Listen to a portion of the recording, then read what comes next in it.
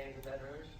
Say it again, please. Have you been to any games at Baton Rouge? I have never been to a game at LSU, which I probably should have, considering how loud it's probably going to be. But no, I'm looking forward to it, and especially with all the things that I've heard, all the good things about the stadium and the atmosphere, I'm looking forward to it. Is there any, I mean, obviously the noise was an issue at Florida. How do you feel about how y'all have worked on that and so it won't happen again? So we work on crowd noise really every week, especially when we go on the road because we know it's going to be loud. Any SEC environment is pretty loud. But at Florida, I felt like it was more on me than it was anybody else. I didn't do a good enough job of communicating with others or being loud enough, so I fully take that on myself. But going forward, I think that the Florida game did help obviously a lot. Just from experience and being there and doing that. So this week I feel like now I can just really sit back and do my job and not really worry about the atmosphere. For those of us who don't or aren't at practice, when you guys practice dealing with noise, like what do you guys actually do? Like how do you simulate that? Just we have speakers and they play music or crowd noise or something like that. So we have to be really loud in the indoor to communicate. So it gets us used to speaking loud and making communication and doing other things that will allow us to make it easier during the game. And y'all have been doing that a lot the last couple of weeks, guys. So. Right. This is, the game's about as big as it gets. And you're playing, I know you don't play against him, but you're competing with another quarterback who's probably going to be a first-round draft pick. You're a freshman. How daunting is that, or exciting is that, or how does that affect you? It's really exciting, and this is why you come to Auburn to playing games like these. And Joe, like you said, he's a really, really good quarterback, and he's done a really good job for him this year. But I feel like that I'll let the defense worry about him, and I'll worry about their defense. And I feel strong about our defense and their skill set, and I feel like they'll do their best to contain him and give us a good chance of winning the game. So on offense, we just have to do whatever it takes to move the ball and hopefully keep our defense off the field. The third quarter Saturday especially, how big was that just to rebound after a tough second quarter and get some things going and kind of click a little bit like that?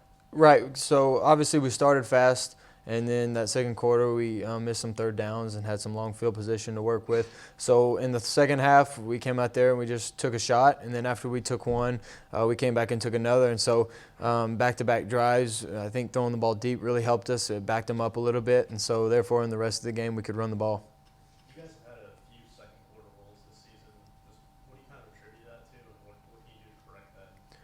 Oh, well, defenses do a good job of checking on the sidelines and readjusting. So in the second quarter, we continue to try to do what we started fast on.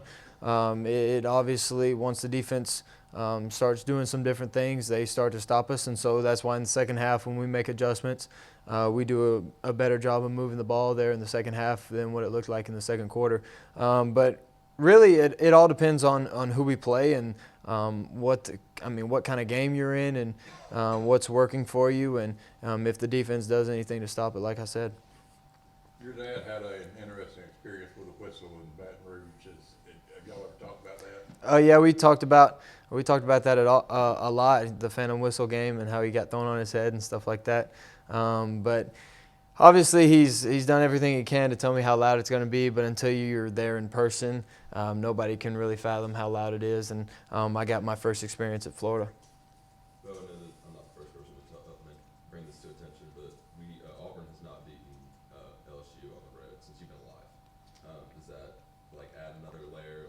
What goes through your mind when you think about that? Well, what goes through my mind is all the chances that we've had. It hasn't been like the games haven't been close. We've had a lot of close games here, especially in the past few years, going up there. And obviously, the last time we played there, we did a really good job in the first half and didn't quite finish out the game. So, but the fact that, it hadn't been done since I've been alive, I think that's pretty crazy. But we're going to do whatever we can to change that and go on the road and get a win. Very good. When you look at this LSU defense, what stands out to you when you watch them on film? I think they're just very athletic, and they're very confident in just coming up there and getting in your face and making you make plays. I think that's, as a defense, if you have those kind of players, why wouldn't you do that? So we just have to We have to have a good scheme and just come out there and win one-on-one matchups, run the ball effectively, so that when it comes down to it at the end of the game, we're in a tight game and we can win the game. What's the craziest thing anybody said to you on the field this year? I mean, there's been a lot of smack talk and stuff like that, but honestly, it hadn't been as much as I realized that it was going to be in college. How do you feel about your running backs, this past week without Booby and now being on the road without? I mean, we have all the confidence in the world in them. They've been here for a long time, working just as hard as anybody else, and so they'll be ready and they'll be confident. And whoever's out on the field will give us the best chance of winning the game. How big a difference is it having Flash back almost to full speed and then Seth too, and having them on the field together? I think it's huge because obviously you can't double both of them. Like I've mentioned before, you either can cover one and you leave the other one in a one-on-one matchup, and so it's just our job as an offense to take advantage of those. And then obviously those two are really good players, so they're going to make the play, and we feel confident in that. Do you feel like this is a must-win to be able to win an SEC championship this year? I think with the way things stand, I think this is a really important game to win.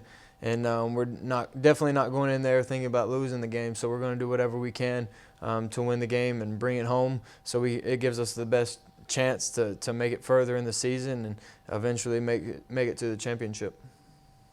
How do you feel about being a double-digit underdog at LSU? I mean, what do you expect? You're at Auburn, and nobody really ever gives you any kind of advantage, and so we accept that, and we know that's what people are going to put on us. So being an underdog is I mean, you still have to play the game, and they still have to play it too. So we just feel confident that we're a good team, and we're going to go out there and give them our best shot. Do you guys feel like you're being overlooked some as far as a national contender? Maybe just a little bit. Obviously, we have a really good record still. It's sitting here at 6-1, and I mean, there's really good teams out there, and we have a really tough schedule. But like I said, we thrive on that. We've always had a tough schedule, and so just looking at it 1 week at a time and going to LSU on Saturday with one focus. Good? All right. Thank you all. Thanks, Bo.